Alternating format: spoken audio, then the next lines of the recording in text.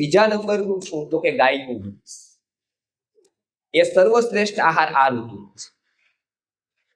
કેમ કે એનામાં મધુર રસ છે, પિત્તનું શમન કરે છે. હવે આપણે જે દૂધ પીએ છીએ એમાં એ ગુણ પાછા નથી. આપણે પેકેટ ઉપર ગાય ગોરેલી હોય એવું દૂધ, ગાયનું નથી, બરાબર. અને એ પેકેટ ઉપર ગાય દોરવાથી ગુણ નથી આવતો. કે આયુર્વેદ કહે છે કે દૂધની એક્સપાયરી ડેટ, એક્સપાયર ટાઈમ, દૂધ 24 કલાકે એક્સપાયર થઈ જાય. શરૂઆત 12 કલાકથી થઈ જાય એક્સપાયર થવા. ધીમે ધીમે દૂધ એના ગુણ છોડતું જાય. હવે આપણે એમાં બુદ્ધિ મારી અને આપણે એમ કહીએ કે ભાઈ અમે દૂધના બેક્ટેરિયાને દૂર કરી દેશું અને એની લાઈફ વધારી દઈશું. તો એવી રીતે દૂધની લાઈફ વધે નહીં. દૂધની લાઈફ ક્યારે વધે કે ભાઈ દૂધની લાઈફ વધારવાનું કે કહો તો ફોર્મ બદલે. દૂધની લાઈફ પૂરી થઈ 24 કલાકે, હવે એનું ફોર્મ બદલી ગયો, દહીં કરી દઉં તો વધી ગયું, દહીંનું માખણ કરી દઉં તો વધી ગયું, માખણનું ઘી કરી દઉં તો વધી ગયું. ફોર્મ બદલો તો લાઈફ વધે. પણ ફોર્મ એનું એ રાખો તમે દૂધનું તો લાઈફ નો, તો એ સફેદ પ્રવાહી થઈ જાય. તમે એને પેસ્ચ્યુરાઇઝ કરી દો, પછી સ્ટરલાઇઝ કરી દો, પછી બ્લીચિંગ અત્યારે કરે છે તો બ્લીચ કરી દો, તો દેખાય દૂધ પણ દૂધનો. આપણે તો ફોટો જોઈ લઈને લાગે હું તો દૂધ પીવું છું. તો અમારે ત્યાં ઘણા પેશન્ટ આવી ગયા કે અમે દૂધ પીએ તોય બીપીએલ ઘટે, તોય કેલ્શિયમ ઘટે, તો દૂધ નો પીવાય. તો આ દૂધ પીછી તોય કેમ, કેટલું પીવું તો કે 1 ગ્લાસ પી આખે આખો, એમાં પાછો પ્રોટીનનો પાવડર નાખે 2-3 ચમચી 5 ચમચી, બરાબર. તો નો પીવાય તો કેમ આ દૂધ અસર કેમ નથી કરતું? કે તમે પીઓ છો એ પેલા દૂધ છે તો કે હા ફલાણી કંપનીનું પીએ છીએ પેકેટ વાળું, અને એમાં પાછું હાઈ ક્વોલિટીનું આવી સૌથી વધારે. તો હું એમને કહું કે પેલાના કાળે છે ને મહાભારતમાં એક કથા આવે છે દૂધની, ખબર છે આપણે કોઈ સાંભળી છે? દ્રોણાચાર્ય નથી સાંભળી? અચ્છા, હા, દ્રોણાચાર્ય ભણાવતા હતા ને, હા, ત્યારે અશ્વત્થામાએ દૂધ માગેલું. ઓલા કૌરવ પક્ષ પાસે ગાયો હતી, દ્રોણાચાર્ય ની પાસે ગાય નહોતી. તો આ તો સપ્લાય ગવર્મેન્ટની હોય એવી રીતે બંધ થઈ ગઈ દૂધની, બરાબર. કે દ્રોણાચાર્ય ત્યાં દૂધ વહેલું મોડું આવે, નો આવે. આ તો અયાચક વ્રતવાળા એટલે કીએ નહીં, એટલે એને માગ્યું દૂધ માગ્યું. તો હવે એમના પત્ની હતા, એને શું કર્યું કે એ સમયે જવનો લોટ લીધો, પાણી લીધું અને બરાબર મિક્સ કર્યું, અને એને કીધું કે હું બેટા એ તો સામાન્ય દૂધ પીવે છે બધા કૌરવો, આજે હું તને છે ને આપણે ત્યાં સર્વશ્રેષ્ઠ આ વિશ્વનું દૂધ આપું છું, એ હું તને પાઉં છું. અને અશ્વત્થામાને તો વિશ્વાસ હતો માવો, બરાબર. એટલે વ્હાઈટ કલર એકદમ વ્હાઈટ થઈ ગયું, દૂધ કરતાય વ્હાઈટ થઈ ગયું, બરાબર. અને પછી એને આપ્યું, એટલે અશ્વત્થામા 1 ગ્લાસ પી ગયો, બરાબર. એટલે એને એવું જ લાગ્યું કે આ જે દૂધ ઓલું તો દૂધ આવે એના કરતા આ તો સર્વશ્રેષ્ઠ ને દૂધ જ, પણ એને દૂધના ગુણ મળ્યા ચોકે, બરાબર. એ તો પી ગયું. હવે શું થયું તો કે હવે કાળ પાછો બદલે, બરાબર. હવે જે માં હતી એ ડેરી થઈ ગઈ, અને આપણે બધા અશ્વત્થામા. એ કીધું કે ભાઈ આ તમે જે પીઓ ની શ્રેષ્ઠ ક્વોલિટીનું દૂધ, હવે આપણે માની લીધું. ઓ પણ હતું શું તો કે વ્હાઈટ પ્રવાહી. કેમ તો કે એમાં પ્રોસેસ થઈ. બીજું એ વાસી થયું. ત્રીજું એ મિક્સિંગ થયું ઘણી બધી સાથે. તો ઘણા બધા દૂધને મિક્સ ન, કોઈ એક દૂધ, બધી ગાયો એક સરખી હોય તો તમે મિક્સ કરી શકો, એમાં પણ જુદી જુદી હોય તો મિક્સ ન થાય. તો આ આયુર્વેદ કહે છે કે સર્વશ્રેષ્ઠ દૂધ, તમે કોઈ એક સારામાં સારું દૂધ થોડું પીવો તો આ ઋતુનો સર્વશ્રેષ્ઠ આહાર છે. સવાર અને સાંજ દૂધ પીવાનું, આ 2 સમય દૂધ માટે સર્વશ્રેષ્ઠ સમય કીધા છે. પછી તો કે મગ, જવ જેવા ધાન્યોને, ધાન્ય અને સમી ધાન્ય, મગ અને જવ, મગ માંદા પડો ત્યારે ખાવાના નથી, માંદા ન પડો એટલે ખાવા. અત્યારે ડોક્ટરો કહે છે કે ભાઈ ઓપરેશન થાય મગનું પાણી આવે, બરોબર, કારણ કે મગનું પાણી, પણ એ માંદા ન પડો તો જ એટલે મગ ખાવ. એટલે મગ દરરોજના આહારમાં લેવા જોઈએ, બરાબર, ખીચડીમાં, શાકમાં, બરાબર. આ ઋતુમાં લીલા શાકભાજી ઓછા આવે, એ ઋતુ વગર આવે એ શાકભાજી ન ખવાય. જે કુદરત ઉગાડતી નથી એ સમય એ શાક યોગ્ય નથી, એને અનુકૂળ વાતાવરણ નથી. આપણે કોલ્ડ સ્ટોરેજમાં રાખી દઈએ કે બીજી જગ્યાએ આર્ટિફિશિયલ ઉગાડી દઈએ, પણ એમાં ગુણો નથી, બરાબર. તો એવા શાકભાજી, એટલે આપણને ખબર હોય કે અત્યારે ક્યાં ઉગે ક્યાં ન.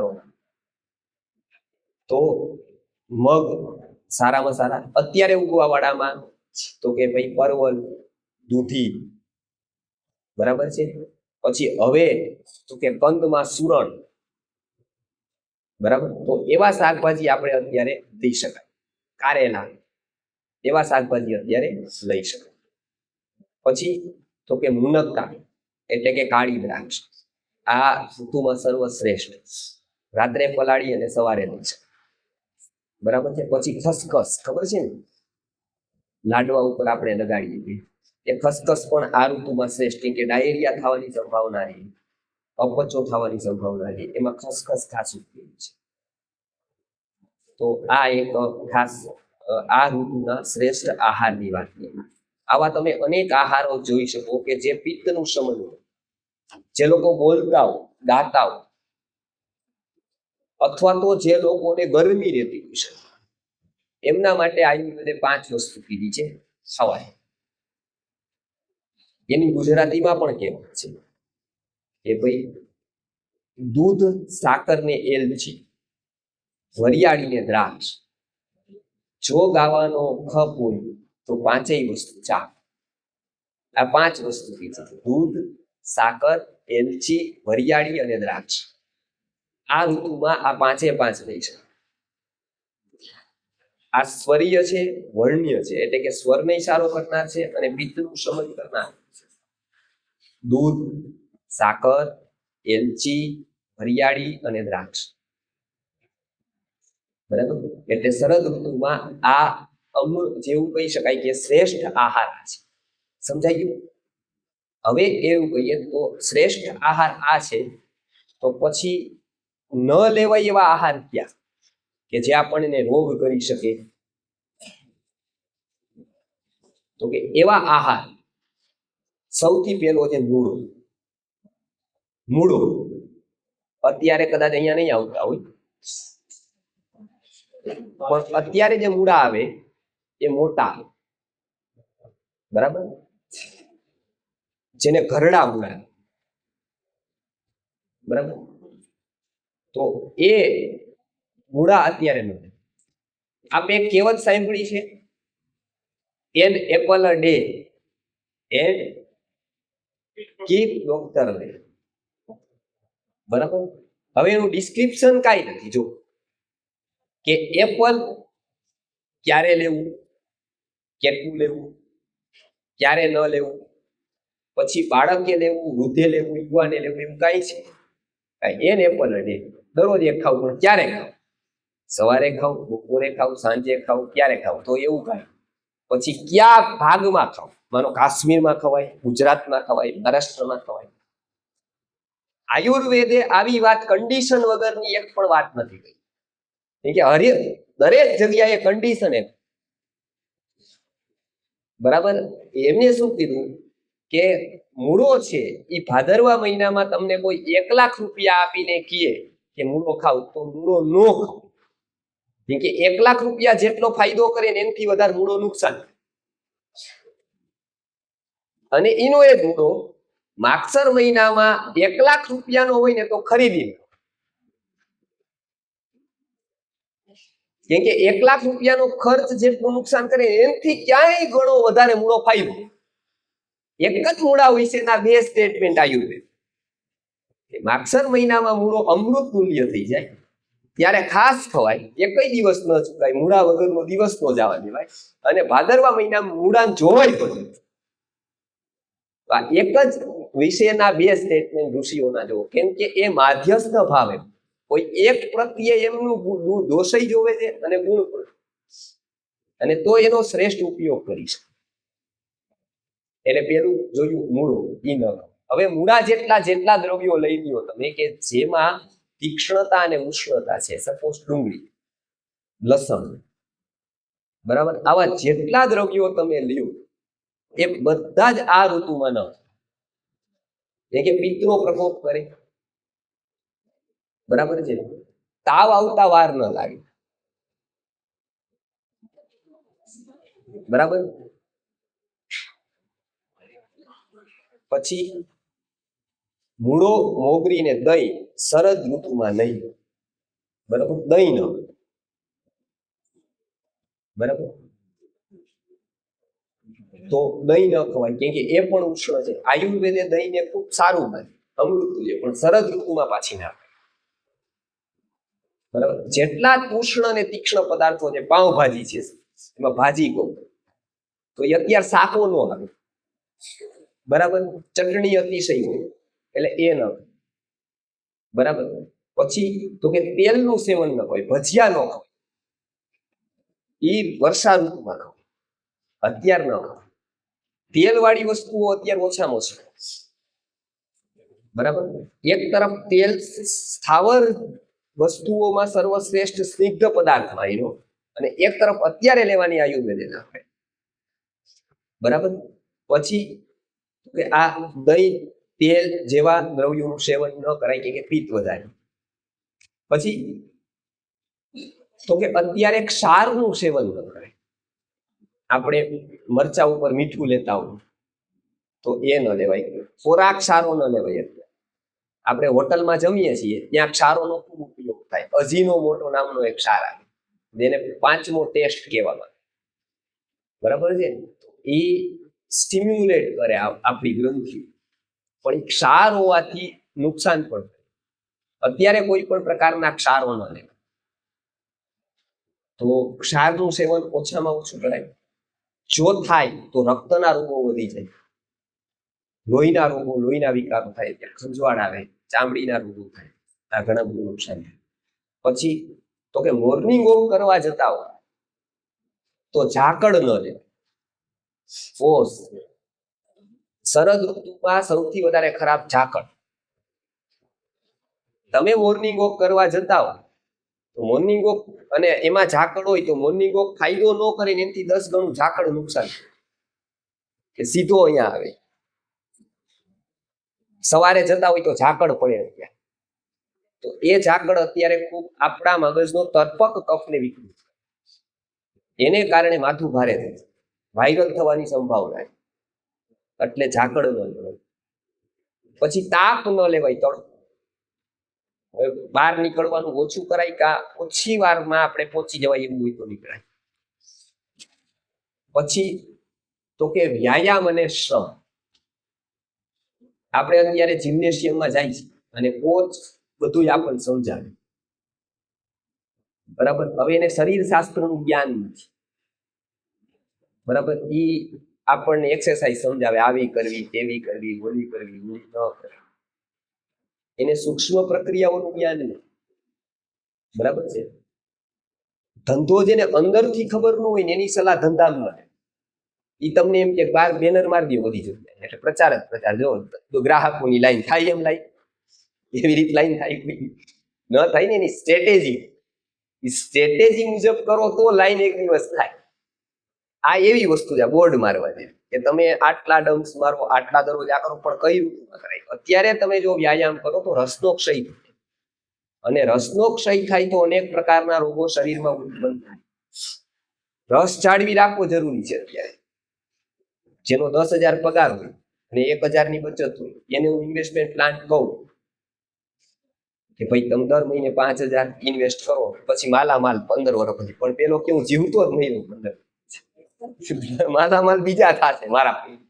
કેમ કે ઇન્વેસ્ટમેન્ટ કોને કરવાનું છે? કે જેની પાસે બચત છે, એક્સ્ટ્રા મની છે, આને ઠેકાણું નથી ખાવાનું, આની દવા નથી લઈ શકતો એને તમે ઇન્વેસ્ટમેન્ટ પ્લાન સમજાવો કે આ 25 વર્ષ પછી આવું થાય, પણ 25 દી પછી હું થાય એની ચિંતા છે. તો આપણી જે એક્સરસાઇઝ છે ને, આ બધી એવી ઇન્વેસ્ટમેન્ટ પ્લાન છે બધા, જે આપણને વર્તમાનમાં નુકસાન થાય, જે રસક્ષય કરે. એવી એક્સરસાઇઝો એવી ન કરાય. જેને બૌદ્ધિક કામ કરવાનું છે એને ઇનેરોબિક એક્સરસાઇઝ ન કરાય. જેમાં ઓક્સિજન ઘટે એવી કોઈ પણ એક્સરસાઇઝ ન કરાય. જો તમે એવી એક્સરસાઇઝ કરો તો એ ઓક્સિજનની ઘટ પડે એ બે લોન ક્યાંથી લે? તો કે બ્રેઇનમાંથી જે પૂછતો એ ઓછો થાય એટલે તમારો સ્વભાવ ક્રોધી થઈ જાય. તમને ખબર ન પડે કે તમારી પાસે 25-50 જણા સ્ટાફને સાચવવાનો છે, 25 ગ્રાહકો સાચવવાના છે, બોસને સાચવવાનું. આ બધા વચ્ચે આપણે જીવવાનું છે. આપણે આઈનો જ ઉપયોગ વધારે, મસલ્સ નથી જોવાનું, એ આપણું આ જોવાનું છે. આપણો બોસ આપણું મસલ્સ નથી જોવાનું, આ જોવાનું છે કે આમાં કેટલી કેપેસિટી, ટાર્ગેટ પૂરા કરે છે કે બરાબર. એમ નહીં જોવે કે નહીં બરાબર બની ગયું છે, વાંધો નથી, કઈ સરસ. તો આ બધી વસ્તુ ઉપર આપણે જીવવાનું છે. ત્યારે આપણે વસ્તુ અમારે પણ એવું છે, અમારે ભગવાનનું કામ છે, તમારે અહીંથી જ કરવાનું. તમારે કપડાં નથી જોવાના. હાલ સરસ ગુરુજી પહેરીને આવ્યા છે, જરીવાળા કપડાં જોઈ આવીએ, પણ મારું પ્રવચન સારું નહીં હોય, તમે બીજી વાર નહીં આવો. કેમ કે મારે ટકવા માટે મારે સંઘર્ષ તો કરવાનો, દર વખતે નવું આપવાનું, કમિટમેન્ટ કરવાનું. નકર તમે વિડીયોમાં આવતું એવું જ બધું અહીંયા કહું તો તમે પાછા ન આવો. કેમ કે આ તો યુટ્યુબમાં જોઈ જ નહીં. એટલે મારે બે ભાગ કરવાના, યુટ્યુબમાં આપવાનું જુદું, ઓફલાઈન આપવાનું, બરાબર. નકર તો સીધી વસ્તુ છે, લોકો આવે નહીં. કેમ કે લોકો બાના ગોતે છે કે કેમ ન જઈ શકાય, અને સેલામાં કેવી રીતે આપણે લાભ લઈ.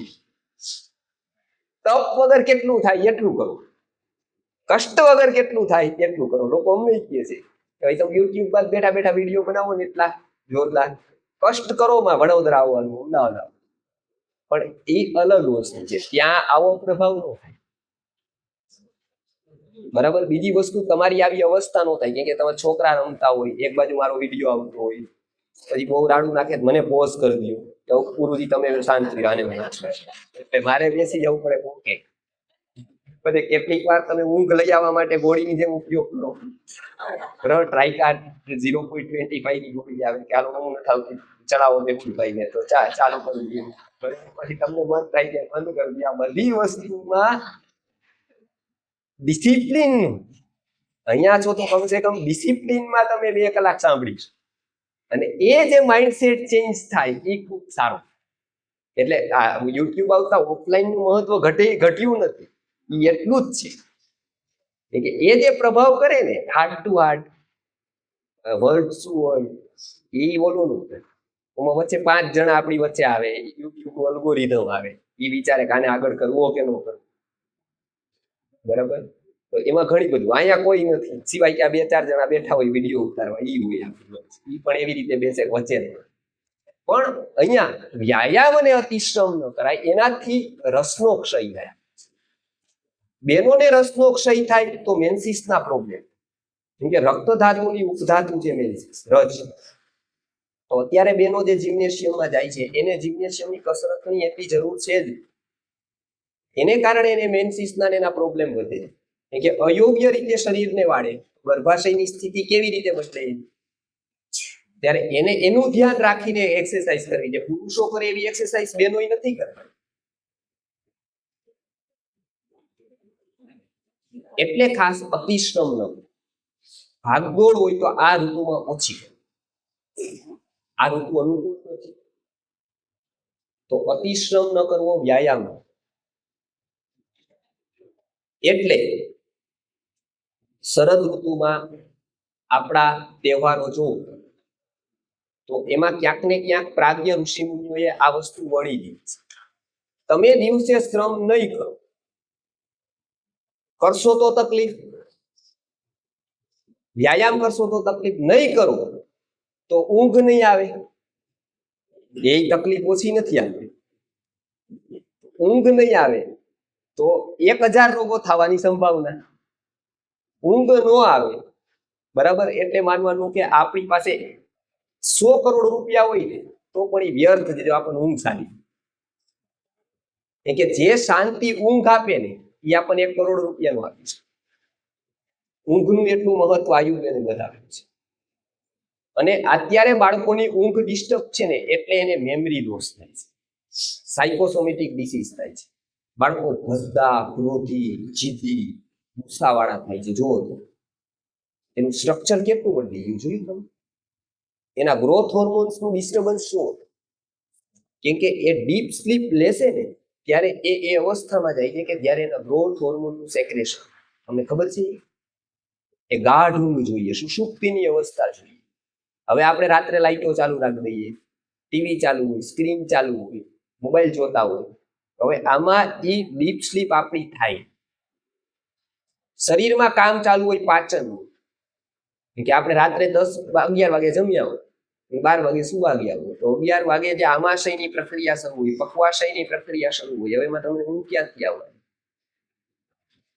એ બધી પ્રક્રિયા શાંત થવી જોઈએ, બહારની અને અંદરની બે. બહારની પ્રક્રિયા શાંત કરવા માટે લાઈટો બંધ થઈ જાય, શાંત વાતાવરણ થઈ જાય. અંદરની પ્રક્રિયા શાંત થવા માટે તો કે ભોજન વહેલામાં વહેલું થઈ જાય, મિનિમમ 3 કલાક પહેલા સુવાના, કે 2.5 કલાક પહેલા, જેથી આમાશય ખાલી, પક્વાશય ઉપર વહી જાય. તો અંદરની પ્રક્રિયા શાંત થઈ, તો ઊંઘ આપણને શાંત ઊંઘ આવે એટલે આપણી સ્મૃતિ શક્તિમાં 20% થી 30% નો વધારો થાય. એટલે આપણે ઉઠીએ ત્યારે એટલા સ્ફૂર્તિથી, ઉત્સાહથી. અત્યારે ઘણા લોકો એવું કરે છે કે આખો દિવસ ઊંઘતા જ, કે સવારે અલાર્મ ઉઠાડી દઈએ ને રામ ઉઠાડે ન ઉઠે. બરાબર? ઘણા લોકો કે અમે સવારે ઉઠવાનો નિયમ છે, સુવાનું ભલે 2 વાગેથી હોય, પણ એવું ન હોય. સુવાનું 2 વાગે હોય અને ઉઠો 4 વાગે, તો અંતે શરીરને શું થાય? આખો દિવસ સુતા જ. તો ઉઠવું ક્યારે વહેલું? કે જ્યારે તમે વહેલા સુવો. મોડા સુઈને વહેલા ઉઠશો તો ઊંઘનો ખાર. બાળકોને અત્યારે નથી કરતા, સુવાનું 11-12 વાગે, પણ સવારે વેન 6:30 વાગે આવે. અને કેટલાક બાળકોને તો ઊંઘમાં જ નવડાવી દીધા. વેન વાળો આવે, રિક્ષા વાળો, એમ ના. તમે વિચારો એના ગ્રોથ હોર્મોન્સ ઉપર શું ઇફેક્ટ થાય.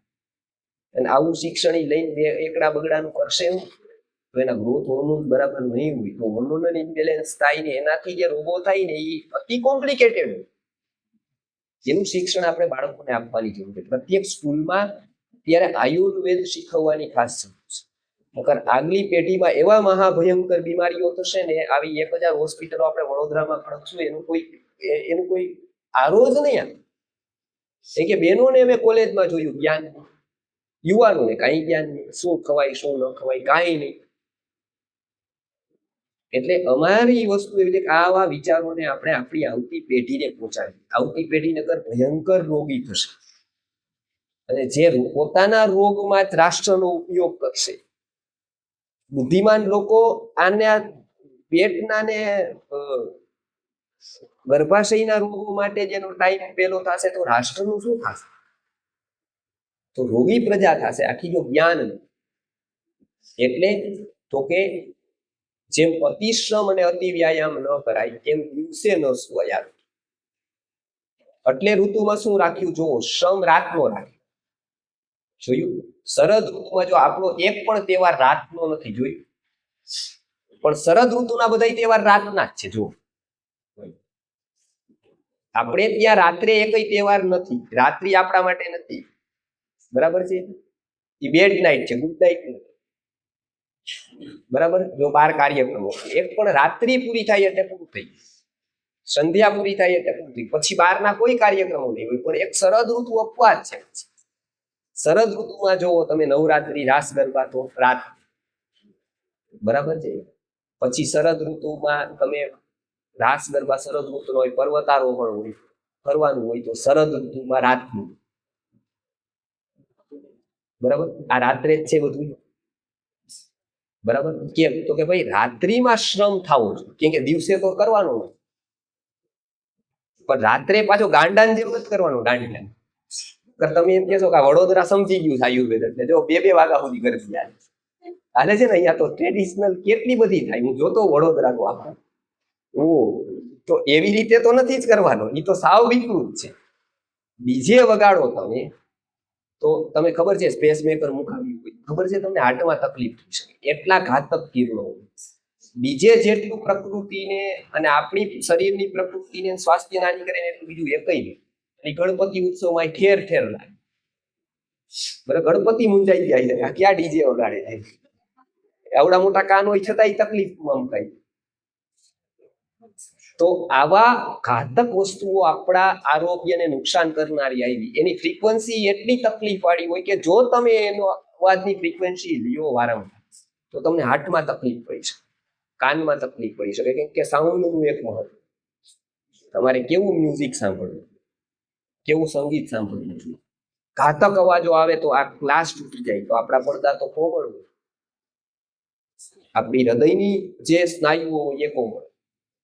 આપણને ખબર નથી પડતી કઈ કઈ જગ્યાએ હૃદયને ઘાત થાય છે. એમને એટેક વધ્યા નથી અત્યારે, જોયું? અપથ્ય વધી ગયું સમાજમાં, કોઈને ખબર જ નથી. એને એમ થાય કે તો અવાજ આવે છે, એનાથી શું થાય? એ તો ડાન્સ કરું છું, નાચું છું, એમાં વાગે છે, એને ખબર નથી કે વાગે એટલે શું મારા અંદર જાય છે. એટલે અમે હંમેશા કહી છીએ કે હાર્ટ એટેક નો હમણાં બહુ મોટો લેખ આવ્યો. એક હાર્ટ સ્પેશિયાલિસ્ટ ડોક્ટરને કઈક એટેક આવ્યું 39 વર્ષે, હાર્ટની સર્જરી કરતા. સાંભળવું હશે કદાચ, પણ એ હમણાં ન્યૂઝ બની ગયા. પણ તમે હમણાં કીધું કે હાર્ટ એટેક કોઈ મોટી વ્યક્તિને કે સેલિબ્રિટીને આવે છે તો એ ન્યૂઝ બની જાય છે, લોકોને આવે છે તો ન્યૂઝ બની જાય છે. પણ આપણે હાર્ટ ઉપર કેટલા એટેક કરીએ છીએ એ ન્યૂઝમાં નથી. પેલા શું કરીએ છીએ કે પાકિસ્તાન વારંવાર સીઝ ફાયર કરે, બરાબર, કે ભાઈ કાલ બે સૈનિકને મારી દઈએ, 10 ને મારી દઈએ, 5 ને મારી દઈએ. એ ઇન્ટરનેશનલ ન્યૂઝમાં નો આવે. એ દરરોજ આપણે નાના નાના છાપા માટું આવે, સીઝ ફાયર કરી, એ પણ છેલ્લે જગ્યા હોય તો આવે. બરાબર, તો એટલું આટલું આટલું આવે, 10, 20, 25 વાર થાય એટલે ભારતના સૈનિકોને એમ થાય ગુસ્સો આવી જાય. બહુ ગુસ્સો આવે, 20, 25 વાર આવું થાય સીઝ ફાયર એટલે ગુસ્સો આવી જાય. એકવાર સર્જિકલ સ્ટ્રાઇક,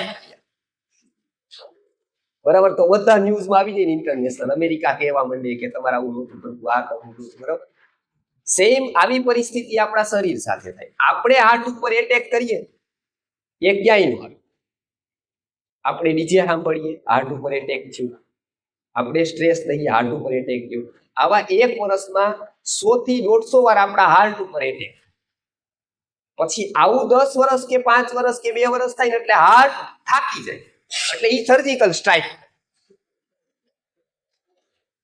એટલે આપણને એટેક આવે. આપણને ખબર નથી કે આપણે હાર્ટ ઉપર કેટલા એટેક કરીએ. ત્યારે ખાસ જેવું તીવ્ર ધ્વનિ ન સાંભળી, ડીજેમાં તીવ્ર અવાજ આવતો હોય આપણા હાર્ટને નુકસાન, આપણી બ્રેઇનની ફ્રીક્વન્સીને અસર. બરાબર, એવો એકને એક આપણે અવાજ સાંભળો બાળકને તો માઇન્ડ ઉપર એની ખૂબ ખરાબ અસર. ઘોંઘાટ વાળા વાતાવરણમાં ન રહેવું, ગુસ્સા અવસાદ વાળું વાતાવરણ જ્યાં હોય એવું ટાળવું. આ ઋતુમાં ખાસ ટાળવું. ઝઘડાનું હોય વાતાવરણ, એવું વાતાવરણ ટાળવું. અને આ ઋતુમાં જો તમે બધા આનંદ વાળા તહેવાર, નવરાત્રી છે કે શરદ ઋતુ છે કે એક આનંદ, શું કામ? તો કે ભાઈ આવા વાતાવરણથી બચવાનું છે. બરાબર, જેથી કરીને આપણા જે હોર્મોન્સ છે એનું બેલેન્સ. અને ઋષિ મુનિઓએ હોર્મોન્સની વાત આજથી હજારો વર્ષ પહેલા કરી દીધી કે જ્યારે યુરોપિયન લોકોને હાડકા ખબર નહોતા ત્યારે એને અંતઃસ્રાવી ગ્રંથિઓની વાત કરી. એમનામાંથી સ્રાવિત થતા જે સ્રાવો છે, જેને આજની પરિભાષામાં આપણે હોર્મોન્સ કહીએ છીએ, અને એક એક ગ્લેન્ડનું નામ આપ્યું. એક ગ્લેન્ડના નામ આપ્યું કે ભાઈ આ ચુલિકા ગ્રંથિ છે, તો એ શું કરે છે? આ અગ્ન્યાશય છે, શું કરે છે? આ પિત્તનો આશય છે, પિત્તાશય છે, એ શું કરે છે? આવા અનેક પ્રકારના સ્રાવોની વાત આયુર્વેદે એ સમયે કરી કે શરીરમાં માત્ર હાડકા, સ્નાયુ, બ્લડ નથી, અંતઃસ્રાવો પણ છે, ગ્રંથિઓ પણ છે, કે જે તમારા મનોભાવોને આધારે ચાલે છે, જે તમારા મનોભાવને આધારે વર્ક કરે છે. તમારું ઇમોશન કેવા, તમારા વિચારો કેવા, એના આધારે વર્ક કરશે. તમે દિવસમાં 10 વાર ક્રોધી થતા હશો તો તમારા અંતઃસ્રાવ નહીં. તમને સારું શીખવામાં રસ નહીં તો તમારું બેલેન્સ નહીં રહે, સદવૃત્ત નહીં જળવાય. તમને સારા કાર્યોમાં રસ નહીં પડે, તમે લાંબો ટાઈમ સ્વસ્થ નહીં રહી શકો, કેમ કે મન ખરાબ પકડી લેશે. આપણા રોગોનું કારણ ક્યાંક બે વસ્તુ છે. એક તો સદવૃત્તથી આપણે દૂર. અત્યારે સમાજની સ્થિતિ કેવી છે? તો કે એમાં ઈર્ષ્યા છે, મત્સર છે. એના પરિણામ સ્વરૂપ હોર્મોનલ બેલેન્સ, ઇમ્બેલેન્સને કારણે ડાયાબિટીસ છે, બ્લડ પ્રેશર છે, એન્ઝાઇટી છે, સ્ટ્રેસ છે. આપણે જોઈએ છીએ સમાજનું વાતાવરણ એ આના કારણે. શરદ ઋતુમાં સાધના કરો કે જેનાથી આપણે સદવૃત્તનું પાલન કરી શકીએ, આપણા હોર્મોનને બેલેન્સ. આપણે જોઈએ છીએ સમાજનું વાતાવરણ અત્યારે કે કોઈ એક ગાડી લે છે BMW, પછી શું કરે છે તો કે મીઠાઈનું પેકેટ લઈને આપવા જાય છે એના માસી. તો એ એટલે આપવા જાય છે કે હું આનંદિત છું, મારા માસી પણ આનંદિત થઈ જાય. અથવા મારી ગાડી છે ક્યારેક એને કામ લાગી જાય માસી, તો કેતો મારી પણ ગાડી છે તો તમને પણ ક્યારેક કામ લાગી જાય. એટલા માટે નથી ચાલે. એ ઇનડાયરેક્ટ બતાવવા જાય છે કે તમે બે હારે ગામડેથી આવ્યા, મેં BMW કરી દીધી, તમે સાયકલ લઈ નો લેશો. આ લઈ જાય છે, આવો મનોભાવ છે. દેખાય છે બહુ જ, ફેસબુકમાં ફોટો શેર કરે સાથે સાથે, પણ અંદરનો એક્સરે નથી નીકળતો. ફોટો નીકળે છે એટલે ખબર. જો એક્સરે નીકળતો હોત મન હાડકાનો નીકળે તો લગભગ આપણે એકબીજા આવી રીતે મળાય. તો શું થાય છે? હવે માસી પેંડો ખાય છે તો પેંડાનો સ્વાદ આમ તો મધુર છે આયુર્વેદની દ્રષ્ટિએ, પિત્ત શમન કરે છે. પણ માસીને પેંડો કેવો લાગે? કડવો લાગે છે. બરાબર? કે પેલો જાય પછી માસી કહે છે કે રોલ રોલ રોલ કર્યા છે બધા, અને કા લોન ઉપર છે બધું, હમણાં વયું જવાનું. એને પણ એ સહન નથી થતું, ઓલો સફળ થાય છે. આયુર્વેદે કીધું છે કે આ ભાવ ઈર્ષ્યાનો, મત્સરનો તમને અનેક પ્રકારના રોગો કરે છે. તમને ચિંતા આપે છે, અવસાદ આપે, સ્ટ્રેસ આપે છે. જ્યારે તમે કર્મ વ્યવસ્થામાં માનો છો ત્યારે તમને એમ જ છે કે ભાઈ મારું કર્મ છે, મારો રોલ છે, એ અલગ છે. એ સુખી છે તો એના પુણ્યનો ઉદય હશે, હું દુઃખી છું તો મારા પાપનો ઉદય હશે. આ એક સમતાનો ભાવ આવે આપણા જીવનમાં તો આપણે સદવૃત્તનું પાલન, જેનાથી એન્ઝાઇટી, સ્ટ્રેસ,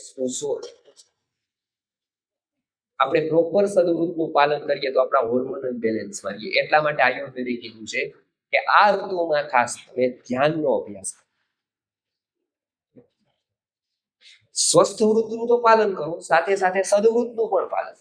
ધ્યાનનો અભ્યાસ કરો, શાંત રહેવાનો અભ્યાસ કરો, સારું વાંચન કરો. આયુર્વેદે કીધું છે કે નોલેજ એવી વસ્તુ છે કે તમારા હોર્મોનને બેલેન્સ કરે છે. સદવૃત્તમાં જ્ઞાન જ પ્રધાન છે, એટલે ગુરુની પ્રધાનતા આવી છે આયુર્વેદ.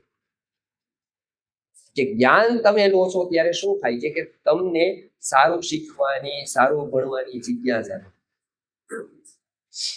એ અવસ્થા એવી થાય છે મનની કે જ્યારે આપણા બધા હોર્મોન બેલેન્સ, આજ્ઞા ચક્ર સક્રિય થતા એની આજ્ઞા ચાલે છે.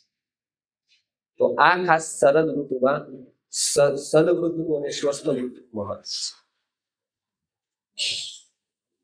એટલે આપણા બધા જ તહેવારોમાં જો આ બે વસ્તુ સંકળાયેલી છે.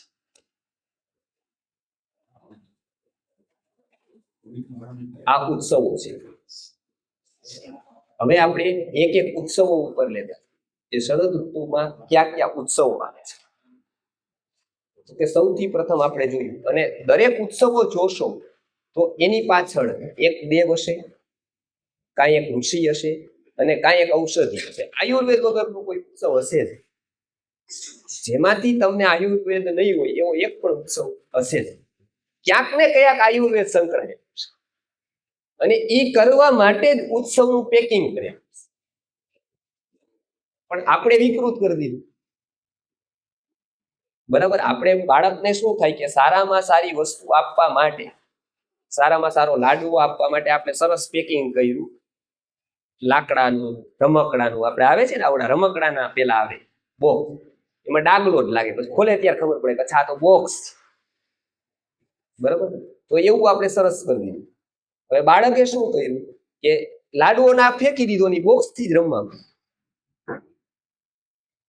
ફેંકવાનું બોક્સ ને હતું અને લાડુઓ ખાવાનો હતો એટલે લાડુઓ ફેંકી દીધો. આપણા ઉત્સવની સ્થિતિ આ જ હતી. આપણે બહાર જે કીધું તે બધું કર્યું, અંદરથી બધું ફેંકી દીધું. તો પેલો ઉત્સવ આપણે જોઈ સરસ તો ગણેશ ચતુર્થી. તો એમાં શું તો કે મોદક, તો મોદક જ શું કામ તો કે ભાઈ મધુર રસ, રસ સુકાઈ ગયો છે એટલે ઘી જ, તો કે એમાં ઘી છે, સ્નિગ્ધતા શક્તિ આપેલી. પછી એની સાથે શું છે તો કે દુર્વા છે.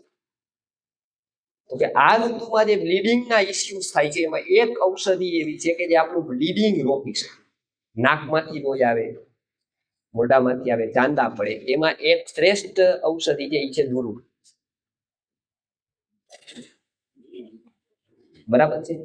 તો દુર્વાનું ચૂર્ણ બધા લોકો રાખે તો બ્લીડિંગમાં તરત જ ફાયદો થાય. કોઈ પણ દવા આયુર્વેદની બ્લીડિંગ રોકે એના કરતા આ ઋતુમાં સૌથી સારું બ્લીડિંગ ઔષધ દુર્વા છે.